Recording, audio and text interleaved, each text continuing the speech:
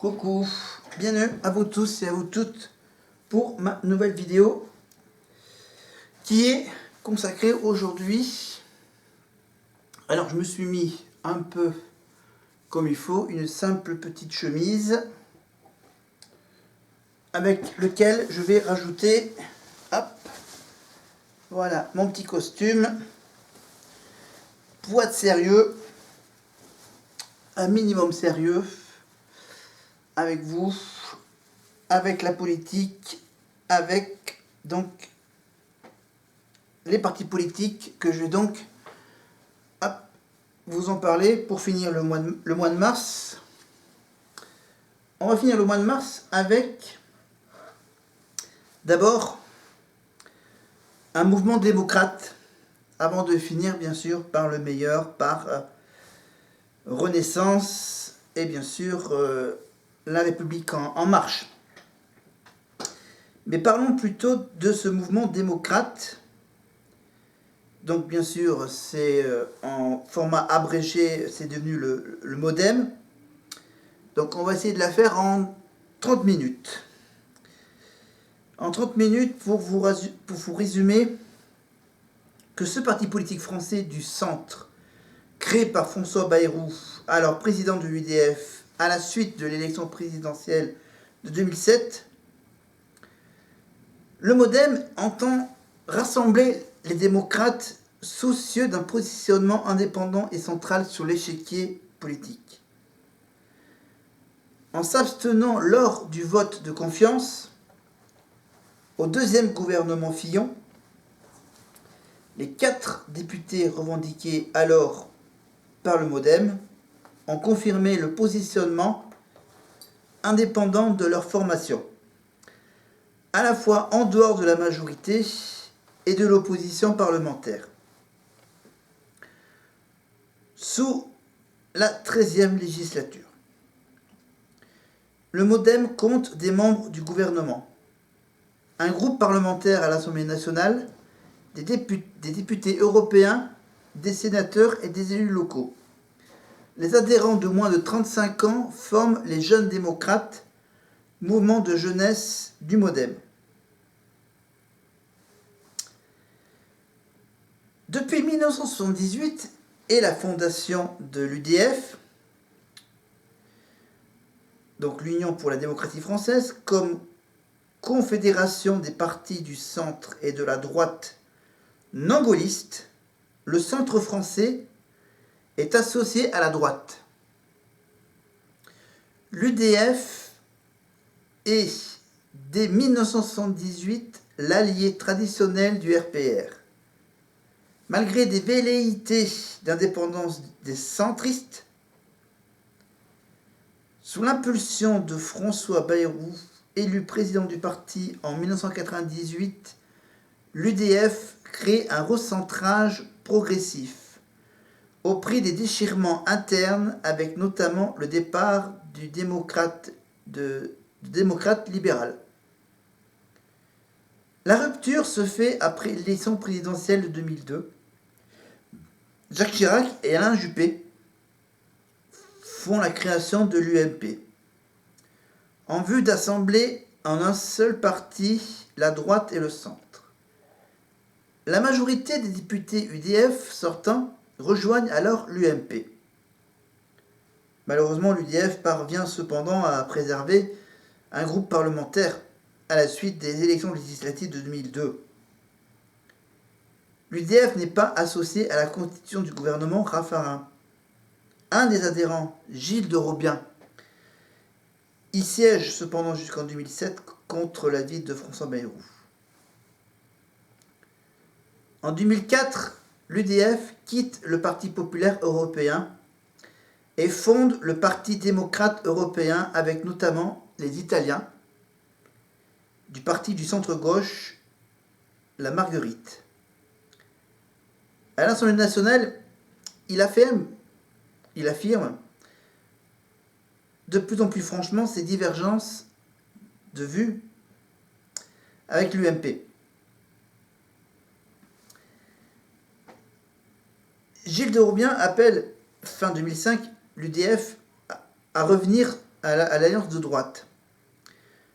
Pour trancher ce genre d'orientation, François Bayrou convoque le congrès extraordinaire de Lyon en janvier 2006, où il est approuvé par 92% des votants sa motion qui définit l'UDF comme un parti libre. François Bayrou, le troisième homme de l'élection présidentielle de 2007. Eh ouais. La campagne présidentielle de 2007 voit pour la première fois depuis Raymond Barre en 88 une personnalité du centre rassembler un soutien assez important pour être considéré comme éligible. François Bayrou annonce le 3 mars 2007 qu'en cas d'élection, il créera un grand parti démocrate. Malheureusement, avec 18,57% des voix au premier tour, le 22 avril 2007, François Bayrou termine en troisième position. Il annonce alors la création du Parti démocrate. Ni l'UDF, ni François Bayrou lui-même n'appellent à voter pour l'un des deux candidats restant en lice. Cependant, après le débat Sarkozy-Royal du 2 mai, François Bayrou indique à un journaliste du Monde qu'il ne votera pas pour Nicolas Sarkozy. Selon un sondage, les électeurs de François Bayrou, au premier tour de l'élection présidentielle de 2007, sont aussi nombreux à choisir au second tour Ségolène Royal que Nicolas Sarkozy. Il est soutenu par Azouz Begag, ministre chargé de la promotion de l'égalité des chances dans le gouvernement Dominique de Villepin. Voilà, pour tout vous dire, que donc les vice-présidents de ce parti, il y a eu donc Marc Fesneau, Sarah El Haïry, Philippe Vigier, et comme porte-parole, entre autres, on a... vous verrez ça sur Wikipédia.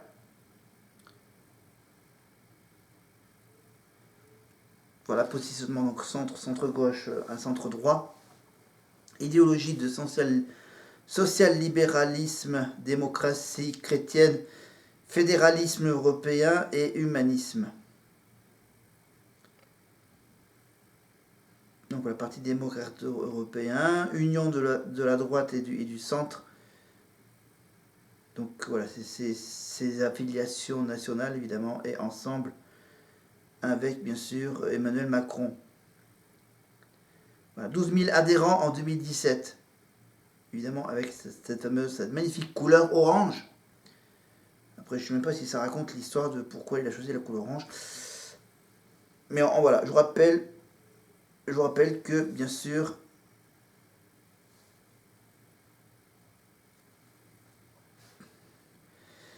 que sa représentation au niveau des députés, il y a 49 députés du MoDem, 5 sénateurs du MoDem, 6 députés européens, qui sont de couleur orange, 40 conseillers régionaux, un président de conseil départemental et 4 maires de communes de plus de 30 000 habitants. Mais revenons maintenant au fameux lancement du mouvement démocrate pour les élections législatives de 2007. Le 10 mai 2007, les conseillers nationaux de l'UDF, réunis à la Mutualité, appellent à la création du mouvement démocrate par un vote à main levée, à l'unanimité, moins 4 voix contre et 4 abstentions. L'intention annoncée de présenter des candidats dans toutes les circonscriptions se traduit par la présentation de 535 candidats sur les 577 circonscriptions, un chiffre qui n'a jamais été atteint par l'ancienne ou la nouvelle UDF. Cependant, 18 des 23 députés UDF soutiennent Nicolas Sarkozy, créé à la demande de ce dernier le Nouveau Centre, qui se définit comme de centre droit et dans la majorité présidentielle. Le lancement public du mouvement démocrate se déroule le 24 mai 2007 Deux partis politiques, l'UDF et CAP21, sont mentionnés dans les statuts du mouvement démocrate comme membres fondateurs. François Bayrou et la plupart des cadres du mouvement en étant issus, cependant, une forte majorité des députés sortants UDF, certains sénateurs et certaines figures politiques traditionnelles de l'UDF se démarquent de cette initiative en rejoignant l'UMP, donc le nouveau centre. Toutefois, la grande majorité des autres élus de l'UDF participent à la création du mouvement démocrate. Blablabla, blablabla, blablabla.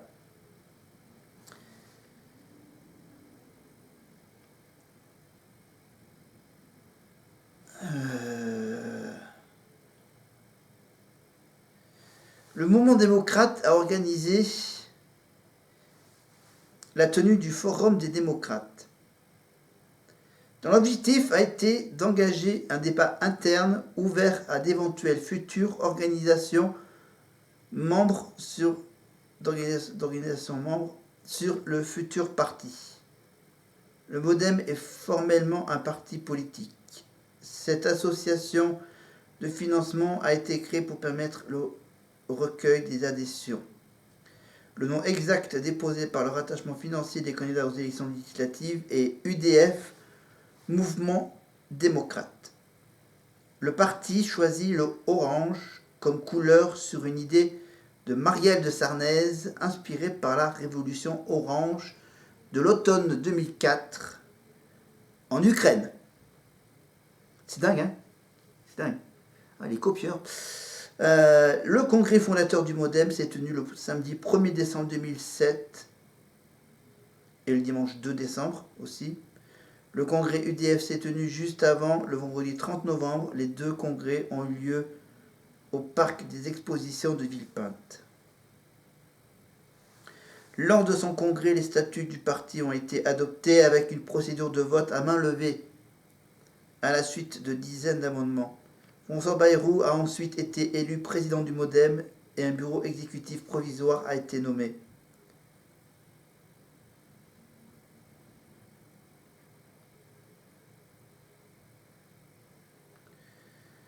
Plusieurs personnalités de l'UDF ont exprimé leur opposition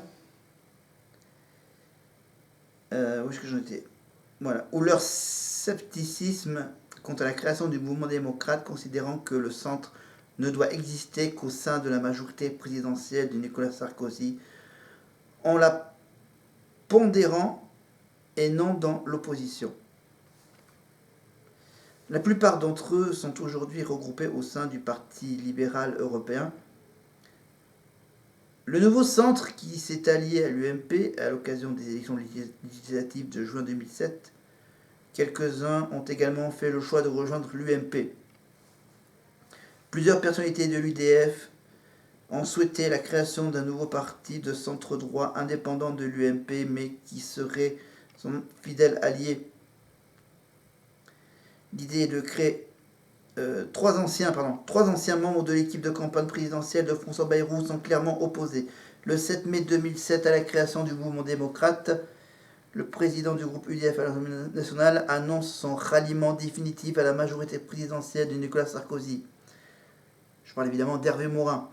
Et dont implicitement qu'il n'adhérera pas au mouvement démocrate. Le porte-parole de l'UDF a pris la même position, tout comme Maurice Leroy, député de Loir-et-Cher. Ensuite, il y a les alliances au cas par cas pour les municipales et les sénatoriales en 2008. Les échecs électoraux, évidemment, et les dissensions internes, 2009-2012. Voilà. Ensuite, donc, il y a eu bien sûr le rapprochement avec la droite. Voilà, le centre pour la France. C'est donc bien sûr une alternative. Le soutien à la majorité présidentielle d'Emmanuel Macron depuis 2017. Voici donc l'histoire. La participation du mouvement démocrate aux élections de 2017 se montre par les prises de position de François Bayrou et des autres responsables du parti. Il prend d'abord la forme du soutien de la candidature d'Alain Juppé à la primaire de la droite et du centre, sans pour autant faire participer officiellement le MoDem à la primaire. La large victoire de François Fillon, qui devient ainsi le candidat des Républicains et de leurs alliés, rabat les cartes. Interrogé sur la candidature d'Emmanuel Macron, président du mouvement En Marche qui souhaite dépasser le clivage droite-gauche comme lui, François Bayrou émet tout d'abord des critiques et parle d'un candidat des forces de l'argent, entre guillemets. Cependant, lors d'une déclaration à la presse concernant sa décision en vue de la prochaine échéance électorale, François Bayrou estime que la France est décomposée et propose une alliance à Macron pour ne pas prendre le risque de dispersion des voix. Il pose 4 exigences pour cette proposition, à savoir une véritable alternance dans les pratiques politiques, une loi sur la moralisation de la vie publique, l'amélioration de la rémunération du travail et de l'interdiction de la proportionnelle pour les élections législatives, qu'Emmanuel Macron accepte aussitôt. François Bayrou apporte depuis lors son soutien à Emmanuel Macron, notamment en assistant à un meeting du candidat à Reims. Cet accord électoral est passé donc avec La République En Marche. Le MoDem devait présenter environ 90 candidats sous ses couleurs propres, en alliance avec LREM, qui déclare vouloir présenter au total 577 candidats. Néanmoins, La République En Marche ne présente que 5 candidats MoDem sur 424 investitures. François Bayrou déclare que la liste n'a pas l'assentiment du MoDem. Il convoque bien sûr le bureau politique du MoDem en souhaitant que dans les heures qui viennent, un mouvement de raison va permettre évidemment des investitures communes dans toutes les circonscriptions comme Emmanuel Macron et moi sommes convenus depuis le premier jour de notre entente. Participation au gouvernement de Philippe Castex et Isabelle Borne. Le 17 mai 2017, François Bayrou est nommé ministre d'État et ministre de la Justice, alors que Marielle de Sarnez devient ministre chargé des Affaires européennes. Les deux ministres quittent le gouvernement le 21 juin 2017. Ça n'a même pas tenu un mois. À la suite de l'affaire des assistants parlementaires du MoDem, et seront remplacés par Jacqueline Gouraud et Geneviève Darrieussecq. Dans le gouvernement, bien sûr, Philippe II. À la suite du remaniement du 16 octobre 2008, Marc Fesneau devient à son tour ministre chargé des relations avec le Parlement, tandis que Jacqueline Gouraud est promue ministre de la cohésion des territoires et des relations avec les collectivités territoriales. Le MoDem compte ainsi 3 membres au gouvernement. Blablabla, blablabla, blablabla, blablabla. Voilà, la suite de l'histoire, vous la connaissez plus ou moins. Est-ce que j'ai fait les 35 minutes? Je jette un petit coup d'œil à mon chrono. Ok. J'ai encore un peu de temps. Donc.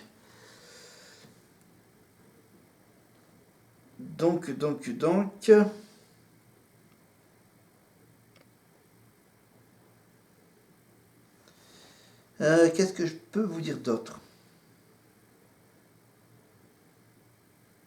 Bon,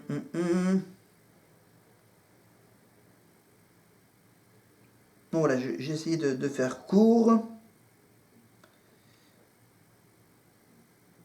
Bon, il y a tellement de textes que finalement... Voilà, on va faire donc une vidéo qui sera plus courte que d'habitude. Est-ce que du coup je peux... Voyons voir, je vais voir quel temps.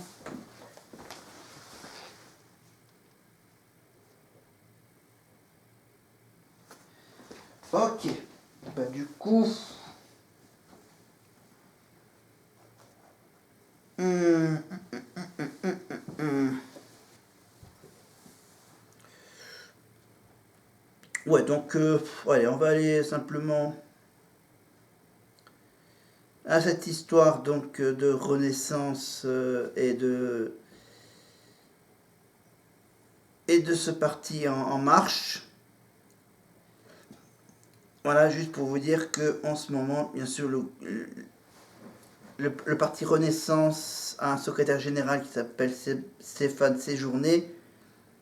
Fondation le 6 avril 2016 pour être de nouveau refondé, donc Renaissance, depuis le 17 septembre 2022. Donc c'est la fusion de la République en marche avec bien sûr Agir et Territoire de progrès. Président d'honneur bien sûr Emmanuel Macron, secrétaire généraux délégués, il y a Clément Beaune, Aurore Berger, Brigitte Bourguignon, Pascal Canfin, Gérald Darmanin, Amélie de Montchalin, Olivier Dussopt, Bérangère Couillard, Bruno Le Maire, Fabienne Keller, Nathalie Niesson, Franck Riester. Président du bureau exécutif, Richard Ferrand. Une trésorière, les jeunes avec Macron. Donc positionnement centre, centre-gauche à centre-droit, ou attrape-tout. Voilà, idéologie social-libéralisme, progressisme libéral, réformiste, europhile, troisième voie et idéologie transformisme. Affiliation nationale bien sûr avec Ensemble. Groupe au Parlement européen, c'est le parti Renew Europe. 27 000 adhérents en novembre 2022. Les couleurs donc bleu marine et blanc. Et jaune aussi. Voilà, et président de groupe, donc bien sûr Aurore Berger, Assemblée nationale. François Patria au Sénat et Stéphane Séjourné au Parlement européen. Et alors, son parti est représenté par 170 députés, 20 sénateurs, 11 députés européens, 2 présidents de conseil départemental, 2 présidents de conseils régionaux et 3 maires de communes de plus de 30 000 habitants.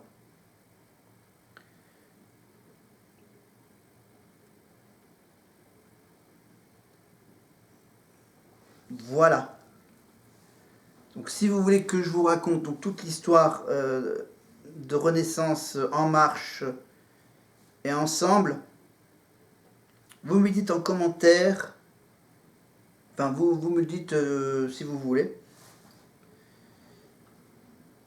Voilà, bon, vous connaissez plus ou moins un peu l'histoire de Macron, qui était donc ministre des Finances, avec François Hollande, et que bien sûr, du coup, il a quitté son ministère un peu avant les élections présidentielles pour être candidat, évidemment, et en même temps, on apprend un peu plus tard que François Hollande ne se représentait pas, et donc du coup, ça a ouvert une grande porte à la victoire de Macron. Mais en face, bien sûr, il y avait bien sûr voilà, le face-à-face entre Macron et Marine Le Pen qui s'est reproduit en 2022, quand tout le monde le sait.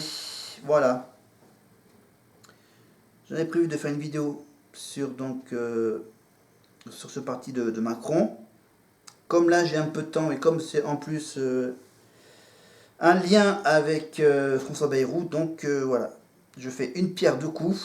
Avec donc, je vous rappelle bien sûr, vous connaissez, vous vous rappelez de Monsieur Christophe Castaner. Et évidemment, Castaner, je parle évidemment du maire du Havre. Et oui, Christophe Castaner était maire du Havre. Oui, il est toujours maire du Havre. Voilà, Castaner, évidemment, ministre d'Emmanuel Macron. Et Stanislas Guérini, bien sûr, délégué général de la République En Marche en 2018. Et Castaner, c'était délégué général de 2017 à 2018. Parce que là, j'ai les photos sur cet article. Voilà, et bien sûr, ne parlons pas non plus de François Patria. Voilà, Nathalie Loiseau, donc tête de liste aux élections européennes de 2019. Il n'y a pas beaucoup d'images, voilà, il y a juste les petits changements de logo. Voilà, le premier logo c'était En Marche, c'était de façon manuscrite. Ensuite il y avait donc le second logo en 2017 avec le point d'exclamation à côté de ces deux mots En Marche. Ensuite, après la victoire de Macron à l'élection, bien sûr, c'est devenu La République En Marche, la REM en 2017. Ensuite, il y a eu donc une version raccourcie, voilà, qui est bien sûr avec le E du mot En et le M du mot Marche. Donc E, M et le point d'exclamation. Il y a le logo Renaissance avec donc le petit cercle avec les étoiles du Parlement européen. Et dernièrement, bien sûr, le dernier logo qui existe de Renaissance, c'est un cercle fin à gauche, un cercle plus épais à droite, avec un petit R normal et un E en police de caractère très gras. Voilà, et le mot Renaissance, bien sûr, avec donc le début du mot Renaissance, donc R-E-N-A-I, ça va même jusqu'au I, où c'est caractère normal. Et après, pour les deux S, A-N-C-E, c'est bien sûr un caractère un peu plus gras, un peu plus épais. Voilà, voilà. Alors, voilà, parmi les piliers de l'encadrement d'En Marche figure Catherine Barbarou, présidente par intérim du parti entre mai et août 2017. Richard Ferrand, secrétaire général du mouvement d'octobre 2016 à juin 2017. Député PS du Finistère et ancien rapporteur de la loi Macron. Julien de Normandie, secrétaire général adjoint, ancien directeur de cabinet d'Emmanuel Macron à Bercy. Prisca Thévenot, porte-parole d'En Marche depuis novembre 2020. Précédemment, c'était bien sûr Benjamin Griveaux, donc, qui était ancien directeur de la communication d'une société. Jean-Marie Girier, directeur de campagne, ancien chef de cabinet du maire de Lyon, Gérard Collomb. Ismaël Emelien, responsable de la stratégie numérique, est présenté comme le bras droit d'Emmanuel Macron. Ludovic Chaker, responsable de l'organisation des meetings et premier secrétaire général d'En Marche, ancien candidat d'hiver gauche aux législatives pour les Français de l'étranger. Et Jean Pisani-Ferry, responsable du programme du candidat commissaire général de France Stratégie.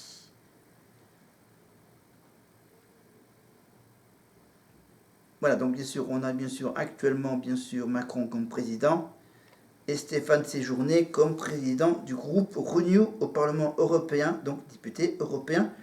Tout à fait logique. Ensuite, on a Clément Beaune qui est ministre délégué chargé des Transports. Aurore Berger, présidente du groupe Renaissance à l'Assemblée nationale depuis 2022.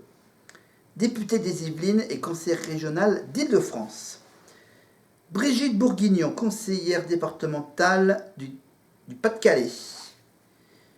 Pascal Canfin, député européen. Gérald Darmanin, ministre de l'Intérieur et des Outre-mer. Amélie de Montchalin, conseillère régionale d'Île-de-France. Olivier Dussopt, ministre du Travail, du Plein Emploi et de l'Insertion, que tout le monde connaît évidemment par cœur. Bérangère Couillard, secrétaire d'État chargée de l'écologie. On la voit moins souvent que Olivier. Ensuite, on a Bruno Le Maire, bien sûr, ministre de l'économie et des finances et de la souveraineté industrielle et numérique. Son titre est vachement long pour un si grand homme.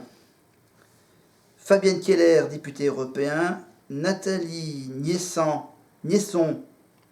maire de Bourg-de-Péage. Ah, il y a le mot péage, c'est bien. Franck Riester, ministre délégué chargé des relations avec le Parlement.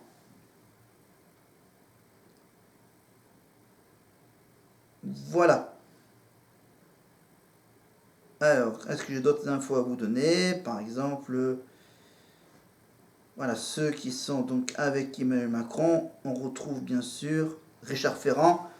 Hein, il est l'un des premiers soutiens à Emmanuel Macron et succède à Ludovic Schacker en octobre 2016. Il démissionne de ses fonctions à la suite de son élection en tant que président du groupe de la République En Marche à l'Assemblée nationale. Donc c'était évidemment entre 2016 et 2017. Ah, il y a vraiment tout, il y a vraiment tous les détails. C'est long, c'est long, c'est long.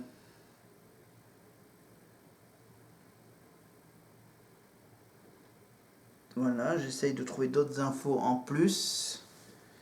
Est-ce que je retrouve... Je l'ai posé où? C'est pas grave. Non, je crois que c'est pas encore l'heure de se quitter. Je pense que ça doit pas être bien loin de la fin. Voilà, c'est bien ce que j'avais dit. Voilà, à son lancement, le parti ne compte pas d'élus sous l'étiquette LREM. Il bénéficie cependant du soutien d'élus. Parmi les premiers maires des 42 communes de plus de 100 000 habitants, il y a bien sûr Edouard Philippe, donc maire du Havre. C'est ce que je viens de vous dire. Voilà, certains élus se réclament du mouvement par simple adhésion interne ou dans la presse, ont été publiquement exclus du fait d'incompatibilité avec les valeurs affichées par le mouvement.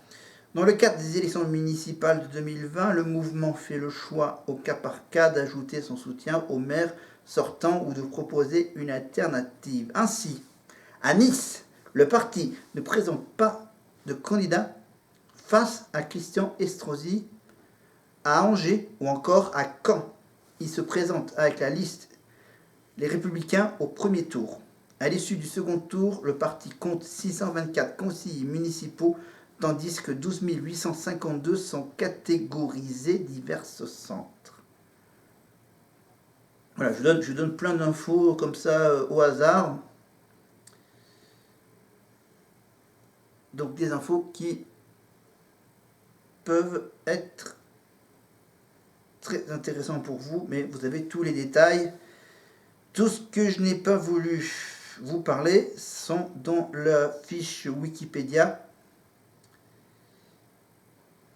de cette partie Renaissance. Alors, voilà, il y a plein de textes. Voilà, il y a même un petit schéma du fonctionnement interne de la République En Marche. Voilà, vous pourrez voir ça sur Wikipédia. Voilà, le financement, etc. Enfin, c'est tout un gros dossier là, la Renaissance.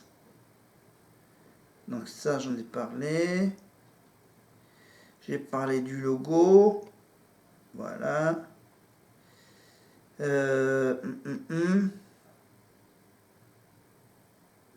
Voilà, donc bien sûr, je vous rappelle que lors de l'élection présidentielle, le parti parvient à faire réélire ce candidat. Bon, donc ça reprend à peu près ce que j'ai dit, que tout le monde connaît. Alors, 2021, alors, les élections régionales et départementales de 2021 est marquée pour une nouvelle déroute de la majorité. Aucune région n'est conquise et seul le ministre des Outre-mer, Stéphane Lecornu, remporte le département de l'Eure. Voilà. Voilà, c'est bien de se rappeler qu'en 2021, il y a eu donc une grosse déroute pour la République En Marche, Renaissance, voilà, qu'aucune région n'est conquise et que seul Sébastien Lecornu a remporté 100 départements de l'Eure. Et Bertrand Boulanger parvint de son côté à conserver la Seine-Maritime, voilà, grâce aux élus républicains. La plupart des listes de la République En Marche sont éliminées dès le premier tour des régionales. Et le parti donc échoue ainsi à mettre de nombreux présidents de région comme Xavier Bertrand en ballottage et à se positionner en faiseur de roi. Face au risque d'une région remportée par le Rassemblement national, seul Renaud Muselier accepte une alliance avec La République En Marche dès le premier tour en Provence-Alpes-Côte d'Azur, s'attirant les foudres de son parti. Et malheureusement, ce nouvel échec acte d'une difficulté au parti de s'implanter au niveau local. On verra ça aux prochaines élections régionales et départementales. J'ai parlé des municipales et un petit point sur les européennes avec le MoDem, Agir et le mouvement radical, l'Alliance centriste et l'Union des démocrates et des écologistes. LREM présente la liste Renaissance conduite par l'ancienne ministre chargée des Affaires européennes, Nathalie Loiseau. Celle-ci arrive en deuxième position du scrutin avec bien 2,4% des suffrages exprimés. Un point derrière la liste du Rassemblement national, mais avec le même nombre de députés européens. Donc ils ont quasiment à égalité au niveau européen depuis 2019. Voilà, donc Stanislas Guerini, ça c'est donc au congrès de 2017 et 2018. Voilà, avec donc tout un détail. Mais je pense que là maintenant, je crois que j'ai quasiment plus de temps. Ah, c'est que normalement ça devait... c'est qu'on va se quitter maintenant tout de suite. On va s'arrêter là. Voilà, c'était donc un sujet donc intéressant. Voilà, j'ai fait rapidement... j'aurai un petit peu de boulot à faire en plus. Voilà, juste pour vous dire que maintenant le sujet est clos. Quasiment. Presque. Voilà, il ne me reste plus qu'à faire un petit crochet par les Républicains, mais ça je le ferai dans une autre vidéo. Voilà, parce qu'en fait là j'ai fait d'une pierre deux coups, donc je le rappelle, j'ai fait donc Renaissance, et juste avant on a fait donc l'UDF ou le MoDem, hein, c'est un petit changement de nom, donc UDF et le MoDem avec François Bayrou et Emmanuel Macron. Mais je vais quand même faire une vidéo pour faire donc les Républicains, parce que j'ai quand même fait toute l'histoire du RPR et de l'UMP. Voilà, MoDem. Donc j'ai fait quoi? J'ai fait MoDem, UMP, Renaissance, RPR. Il ne reste plus que les Républicains, et ça sera donc ma prochaine longue vidéo. Je vais juste aller boire un petit coup. Je vais peut-être l'enregistrer, enchaîner l'enregistrement de celui-ci comme ça pour finir le mois de mars, donc avec ces deux dernières vidéos de droite. Et après pour le mois d'avril on commencera évidemment ce mois d'avril avec donc les partis de gauche. On va commencer par être un peu écolo, on commencera par les écologistes et ça sera pas un poisson d'avril. Voilà. Donc ça sera, évidemment, je ne vais pas le mettre en ligne le 1er avril, je le mettrai le 2 ou le 3 avril en ligne. Donc si vous avez aimé cette petite vidéo de droite, mettez un petit pouce vers le haut. Si vous préférez que vous avez une préférence pour les partis de gauche, mettez un pouce vers le bas. Et surtout n'oubliez pas de mettre la petite cloche. La petite cloche, je l'ai où? J'ai où la petite cloche? Ah, je l'ai là, la petite cloche. Allez, la petite cloche. La petite cloche pour être prévenu des vidéos. Surtout de la dernière vidéo sur la droite et des vidéos sur la gauche. Voilà. Et j'ai toujours à côté de moi mes deux petits bouquins électoraux. Mais ça, c'est pour mes petites vidéos courtes, évidemment. Maintenant, bien sûr, n'oubliez pas que vous avez bien sûr ma chaîne YouTube et mon compte Facebook, évidemment, pour voir tous mes partages, tous mes likes. Voilà. Et je vous parlerai évidemment d'une autre histoire. Également, je ferai également le point sur mes petits changements à venir, mon petit changement de nom. Je vous expliquerai ça dans une de mes prochaines vidéos. Voilà, je préfère continuer sur la politique tant que c'est encore de l'actu. Voilà. Donc, je mets mon ordinateur en veille, quelques minutes. et je le reprends pour le sujet suivant, donc avec les Républicains. Allez, je vous dis à la prochaine.